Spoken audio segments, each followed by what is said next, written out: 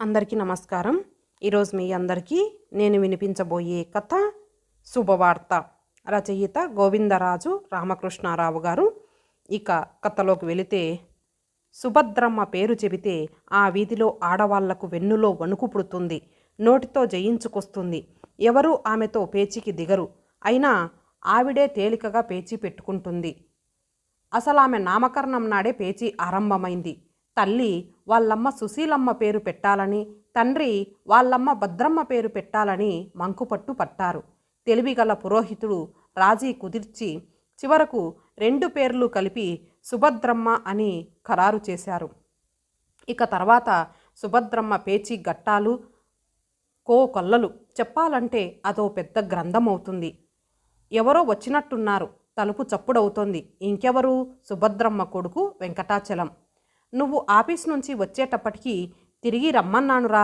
కూరల కోసం వెళ్ళి గంటైంది, ఇంకా రాలేదు నీ పెళ్ళం. చూడరా వెంకీ. సుభద్రమ్మ పళ్ళు పటపటలాడించింది. వెంకటాచలం రుద్రుడయ్యాడు. ఈ మధ్య రాగినికి తలబిరుసెక్కువైంది. షికార్లు తిరుగుతోంది. ఇంతసేప కూరలు తేవడం? సుభద్రమ్మ తెచ్చిన మంచినీళ్లు గటగటా తాగాడు. అటూ ఇటూ 2 సార్లు పచార్లు చేశాడు. కూరల సంచితో గబగబా నడుచుకుంటూ రాగిని గుమ్మంలో అడుగుపెట్టింది. ఇంతసేపేం చేస్తున్నావు? వాడికి రాగానే కాఫీ కలిపివ్వాలని తెలిసే షికార్లు కొడుతున్నావు. సుభద్రమ్మ నోట్లో నుంచి నిప్పులు రాలాయి. రాగిని కూరల సంచి కింద పెట్టింది. ఇంతలో వెంకటాచలం పిడికిళ్ళు బలం చూపాయి.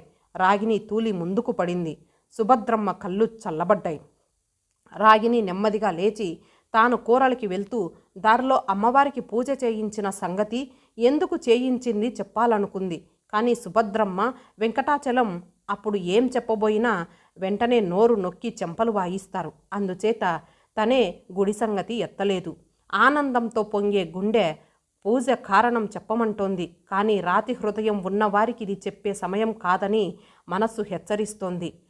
నడుం సవరించుకుంటూ రాగిని వంటింటి వైపు నడిచింది. వెంకటాచలం బట్టలు మార్చుకొని కాళ్ళు చేతులు కడుక్కొచ్చి కూర్చున్నాడు.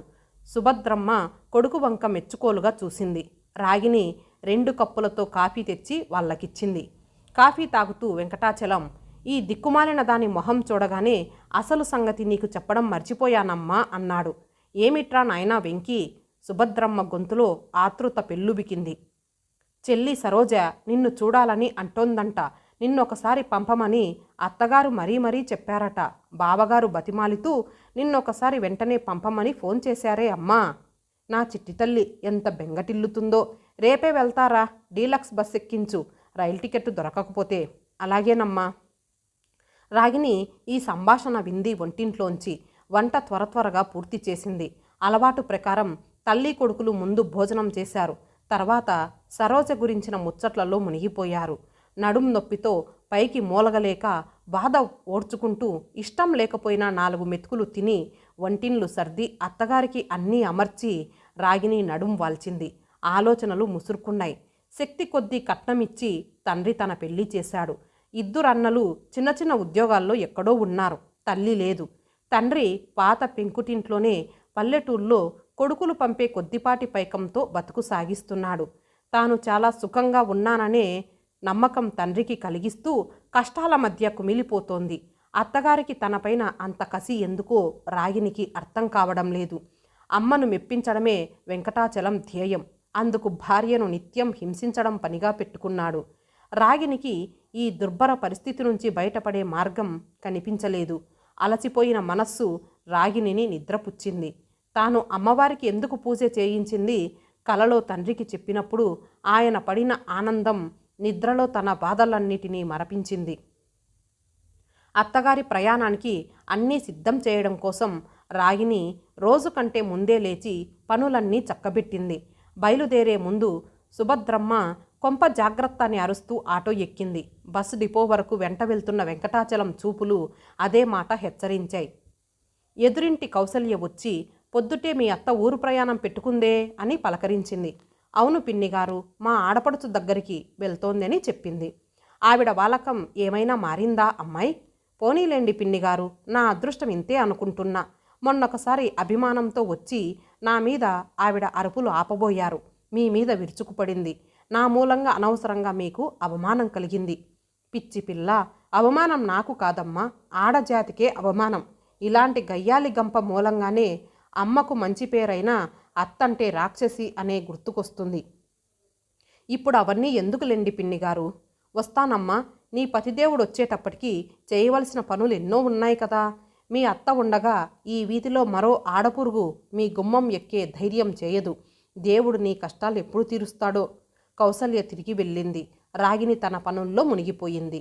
సరోజ భర్త చంద్రశేఖరం సుభద్రమ్మను బస్సు డిపో నుంచి కారులో ఇంటికి తీసుకెళ్లాడు.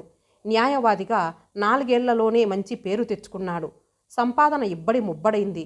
కుటుంబ కలహాలు, దాంపత్య సమస్యల కేసుల్లో ఆ పట్నంలో మొదటి పేరు చంద్రశేఖరానిది. సుభద్రమ్మ కూతుర్ని అక్కున చేర్చుకుని ఎలా ఉన్నావే చిట్టితల్లి అని మురిపాలు కురిపించింది. రాగినికి పురమాయించి చేయించిన మినప సున్నుండలు, జంతికలు సరోజకిచ్చింది. వియ్యపురాల్ని మర్యాదగా పలకరించి ఆవిడ చేతిలో యాపిల్ పండ్లు పెట్టింది. అన్నా వదిన ఎలా ఉన్నారమ్మా? సరోజ కుశల ప్రశ్నలు వేసింది. వెంకీ ఉద్యోగంతో సతమతమవుతున్నాడే తల్లి అని ఊరుకుంది. రాగిని పేరెత్తడం కూడా ఆవిడకిష్టం లేదు.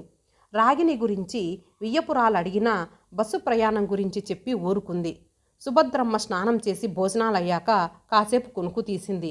ఆమె లేచాక, అమ్మా, ఈ మధ్యనే కారు కొన్నాం, ఎలా ఉందే? నిన్ను చూడాలనిపించింది. ఇంటి ముందు భాగంలో 2 గదులు వేశాం. అత్తయ్య పట్టుబట్టి ఈ పని చేయించారు. కేసుల వాళ్ళు ఎక్కువయ్యారు. వాళ్ళు కూర్చోవడానికి వీలుగా ఉంటుందని చెప్పింది సరోజ. నాదేముంది, అంత సరోజే చెప్పి చేయించింది వదినగారు. ఇంటి వ్యవహారాలు నాకేమైనా తెలుసా? నా మీద అభిమానంతో కోడలాలా అంటోంది. వియ్యపురాలు సరోజపై ప్రేమ కురిపించింది. సరోజ అదృష్టానికి సుభద్రమ్మ పొంగిపోయింది. సాయంకాలం చంద్రశేఖరం కోర్టు నుంచి వచ్చాడు. కాఫీ తాగి ముందు గదిలోకి వెళ్ళాడు. మరో 10 నిమిషాలకి ఒక పెద్దాయన, ఆయన కూతురు పండ్లు మిఠాయి పట్టుకొచ్చి చంద్రశేఖరానికి ఇచ్చారు. ఆ అమ్మాయి లోపలికొచ్చి కొన్ని పండ్లు సరోజ చేతిలో పెట్టింది. 2 పండ్లు సరోజ అత్తకు తల్లికి ఇచ్చి పాదాలకి నమస్కరించింది. చంద్రిక గారు, ఈవిడ మా అమ్మ అని పరిచయం చేసింది. ఇంతలో పెద్దాయన, తల్లి ఇలా రా, లాయర్ గారు ఏవో సంతకాలు చేయాలంటున్నారు అని పిలిచాడు. చంద్రిక వెళ్ళింది. ఆమెకు 25 సంవత్సరాలుంటాయి, అందగత్తె కూడా. సుభద్రమ్మకి ఆ అమ్మాయి ఎందుకొచ్చిందో అర్థం కాలేదు. అమ్మాయి, ఈ పిల్లకి అప్పుడే కోర్టుతో ఏం పనే? ఉత్సుకతతో ప్రశ్నించింది. అదో పెద్ద కథలే అమ్మా. నిన్ననే మీ అల్లుడు వివరాలన్నీ చెప్పారు. ఇప్పుడు కేసు గెలిచారు. ఆ సంతోషంతో ఇవి తెచ్చారు.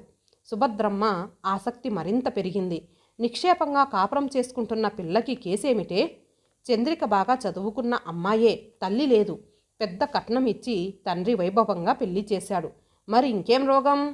రోగం చంద్రికకు కాదు, ఆ అమ్మాయి అత్తకు భర్తకు. ఇద్దరూ ఇద్దరే.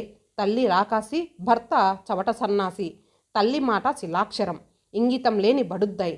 ఇంకా డబ్బు ఆశతో చంద్రికను నానాహింసలు పెట్టేవారు, మనస్సు కుల్లబొడిచేవారు. చంద్రిక మనసు చంపుకున్న దెబ్బలు భరించలేకపోయింది. సుఖంగా ఉన్నట్లు తండ్రిని మభ్యపెడుతూ వచ్చింది. సుభద్రమ్మ ఉత్కంఠ ఇంకా పెరిగింది. అబ్బా, ఈ సోదెందుకు, అసలు సంగతి చెప్పు, తొందర పెట్టింది కూతుర్ని. ఎలాగో కూతురి కష్టాలు తండ్రికి తెలిసాయి. కొందరి సలహా మేరకు మహిళా రక్షణ సమితి సహాయం కోరాడు. మధ్యలో వీళ్ళెవరే? అసలేమైందో చెప్పక ఈ డొంకతిరుగుడు కబుర్లెందుకు తల్లి? సుభద్రమ్మ వైనం చూసి వియ్యపురాలు ఆశ్చర్యపోయింది. ఆమె ఎందుకంత గాబరాగా అడుగుతుందో అర్థం కాలేదు. మా సరోజ లాయరు భార్య కదా, కొన్ని లా పాయింట్లు చెప్పి కానీ అసలు సంగతి బయట పెట్టదు నవ్వుతూ అంది. సుభద్రమ్మకిది నచ్చలేదు. అయినా బలవంతంగా పెదాలపై ఓ క్షణం చిరునవ్వు అతికించుకుంది. సరోజ చెప్పసాగింది. అమ్మ, అత్తయ్య గారు అన్నట్లు నువ్వు పాయింట్లు విను. తొందరపడితే కేసు నీకు అర్థం కాదు. నువ్వు అడిగావే మధ్యలో వాళ్ళెవ్వరని, విను. ఆడపిల్లని అత్త, భర్త, ఆడపడుచు, ఇంకా కొందరు రాక్షసులు కష్టాల పాలు చేస్తే వాళ్ళని కోర్టు కీడ్చి తిక్క కుదిరించే సంస్థ. అన్ని చోట్ల ఈ సంస్థ పనిచేస్తోంది. మన పట్నంలో కూడా ఉందిలే. వాళ్ళేం చేశారు? చంద్రికను వాళ్ళ నాన్నని మీ అల్లుడి దగ్గరకు తీసుకొచ్చి అంతా వివరించారు. ఇరుగు పొరుగు వారు రాతపూర్వకంగా సాక్ష్యం ఇచ్చారు. కేసు నడిచింది. అత్తకి భర్తకి జైలు శిక్ష పడింది. వాళ్ళిద్దరూ ఊచలు లెక్క పెడుతున్నారు. సరోజ పెద్దగా నవ్వింది. వియ్యపురాలు జత కలిపింది. ఆ దుర్మార్గులకి అంతే కావాలి. ఆమె మనస్సులోని మాటలను బయట పెట్టింది. నవ్వు మాదిరే మనస్సు కూడా స్వచ్ఛం. సుభద్రమ్మ గుండె గుబేలు మంది. ఈ మాటలు నెత్తిమీద పిడుగుల వర్షం కురిపించాయి. గ్లాసుడు మంచినీళ్లు తాగింది. నోట మాట రాలేదు. తల్లి అలా కంగారు పడడం ఎందుకో సరోజకు బోధపడలేదు. అమ్మా, వాళ్ళు జైలుకెళ్తే నువ్వెందుకే అలా హైరాణ పడతావు? ఈ సంగతి వదిలేద్దాం, కాఫీ కలుపుకొస్తా అని వంటింట్లోకి వెళ్ళింది. వియ్యపురాలు కబుర్లలోకి దింపినా సుభద్రమ్మ అన్యమనస్కంగానే మాట కలిపింది. ఆమె ఆలోచనలు పరిపరి విధాలా పరుగులెత్తాయి. ఆ రాత్రి సరిగా భోజనం చేయలేదు. నిద్ర సరిగా లేదు. అంతా కలత నిద్ర. కాసేపు నిద్రలోకి జారినప్పుడు తాను వెంకటాచలం జైల్లో ఉన్నట్లు, చిప్పకూడు తింటూ సత్తు గ్లాసుతో నీళ్లు తాగుతున్నట్లు, జైల్లో బండ చాకిరీ చేస్తున్నట్లు, కాసేపు విశ్రమిస్తే జైలర్లు లాఠీతో బాదుతున్నట్లు పీడ కల. కబేలుమని లేచి కూర్చుంది.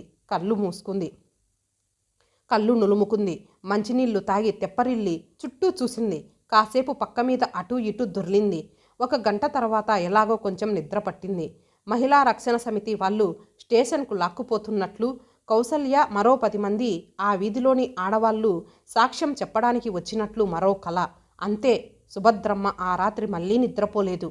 మర్నాడు తల్లి పరిస్థితి గమనించి, ఏమమ్మా, ఒంట్లో బాగలేదా? అలా ఉన్నావు? బస్సు ప్రయాణం పడలేదేమో సరోజ ఆరా తీసింది. అబ్బే, అలాంటిదేం లేదే, సుభద్రమ్మ పొడిపొడిగా జవాబిచ్చింది. మధ్యాహ్నం భోజనాలయ్యాక, సుభద్రమ్మ, నువ్వు రమ్మని కబురు చేశావు. వదినగారు కూడా రమ్మన్నారు. అందుకే వచ్చాను. మిమ్మల్ని చూశాను. చాలా సంతోషం.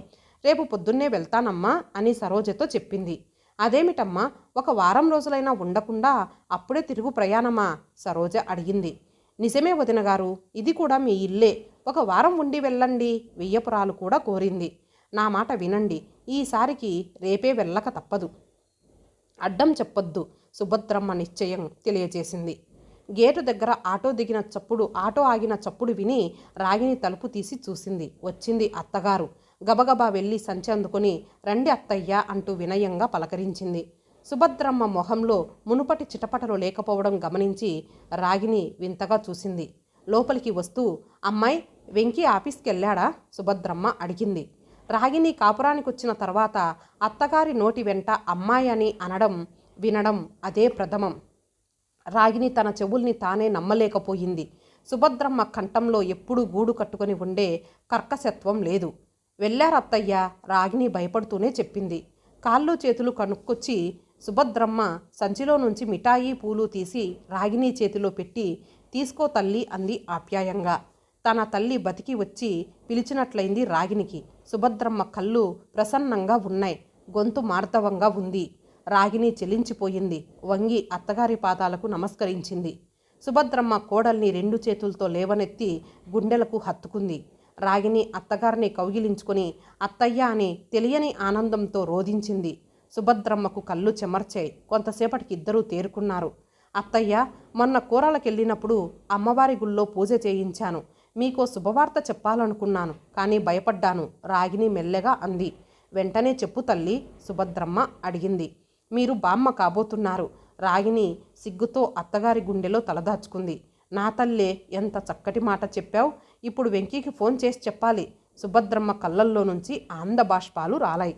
ఇంతటితో కథ సమాప్తం. మళ్ళీ మరొక మంచి కథతో కలుద్దాం. అంతవరకు సెలవు. నమస్తే.